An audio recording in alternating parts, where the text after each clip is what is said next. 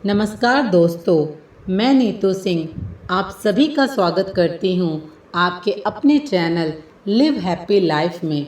मैं इस चैनल के माध्यम से आपको जीवन में प्रेरणा देने वाली बहुत सारी कहानियाँ और अच्छे अच्छे विचार प्रदान करती हूँ। आज मैं आपको एक कहानी सुनाऊंगी जो कि आपके जीवन को एक नई दिशा देगी, आपकी सोच को बदल देगी। आबू रोड की एक चर्चित दुकान पर लस्सी का ऑर्डर देकर हम सब दोस्त यार आराम से बैठकर एक दूसरे की खिंचाई और हंसी मजाक में लगे हुए थे कि एक लगभग 75 से 80 वर्ष की बुजुर्ग महिला पैसा मांगते हुए मेरे सामने अपने हाथ फैलाकर खड़ी हो गई। उनकी कमर झुकी हुई थी, चेहरे की झुर्रियों में भूख तैर रही थी, नेत्र भीतर को धसे हुए थे किंतु सजल थे। उनको देखकर मन में ना जाने क्या आया कि मैंने अपनी जेब से सिक्के निकालने के लिए डाला हुआ हाथ वापस खींचते हुए उनसे पूछ लिया, दादी जी लस्सी पियेंगे? मेरी इस बात पर दादी कम अचंभित हुई, पर मेरे मित्र अधिक, क्योंकि अगर मैं उनको पैसे देता तो बस 5 या 10 रुपए ही देता, लेकिन लस्सी तो 30 रुपए की एक है, इसलिए लस्सी पिलाने से मेरे गरीब हो जाने की और उस बूढ़ी दादी के द्वारा मुझे ठग कर अमीर हो जाने की संभावना बहुत अधिक बढ़ गई थी। दादी ने सकचाते हुए हामी भरी और अपने पास जो मांग कर जमा किए हुए 6-7 रुपए थे वे अपने कांपते हुए हाथों से मेरी ओर बढ़ाए। मुझे कुछ समझ नहीं आया। मैंने उनसे पूछा, ये किस लिए? इनको मिलाकर मेरी लस्सी के पैसे चुका देना बाबूजी। भावुक तो मैं उनको देखकर ही हो गया था। रही बची कुची कसर उनकी इस बात ने पूरी कर दी। एकाएक मेरी आंखें छलछला आई और भरभराए हुए गले से मैंने दुकान वाले से एक लस्सी बढ़ाने को कहा।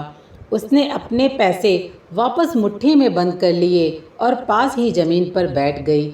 अब मुझे अपनी लाचारी का अनुभव हुआ, क्योंकि मैं वहाँ पर मौजूद दुकानदार, अपने दोस्तों और कई अन्य ग्राहकों की वजह से उनको कुर्सी पर बैठने के लिए नहीं कह सका। डर था कि कहीं कोई टोक ना दे, कहीं किसी को एक भीख मांगने वाली बूढ़ी महिला के उनके बराबर में बिठाए जाने पर आपत्ति ना हो जाए। लेकिन वो कुर्सी जिस पर मैं बैठा था मुझे काट रही थी।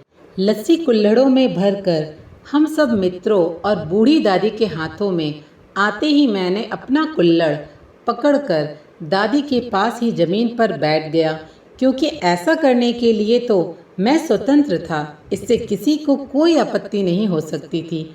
हाँ, मेरे दोस्तों ने मुझे एक पल को घूरा, लेकिन वो कुछ कहते उससे पहले ही दुकान के मालिक ने आगे बढ़कर दादी को उठाकर कुर्सी पर बैठा दिया और मेरी ओर मुस्कुराते हुए हाथ जोड़कर कहा, ऊपर बैठ जाइए साहब, मेरे यहाँ ग्राहक तो बहुत आते हैं किंतु इंसान कभी कभार ही आता है। अब सबके हाथों में लस्सी के कुल्हड़ और होठों पर सहज मुस्कुराहट थी। बस एक वो दादी ही थी जिनके आंखों में तृप्ति के आंसू, होठों पर मलाई के कुछ अंश और दिल में सैकड़ों दुआएं थी। ना जाने क्यों जब कभी हमें 10-20 रुपए किसी भूखे गरीब को देने या उस पर खर्च करने होते हैं तो वो हमें बहुत ज़्यादा लगते हैं, लेकिन सोचिए क्या वे चंद रुपए किसी के मन को तृप्त करने से अधिक कीमती हैं? जब कभी हमें अवसर मिले हमें ऐसे दयापूर्ण कार्य और करुणामय काम करते रहने चाहिए, भले ही कोई आपका साथ दे या ना दे।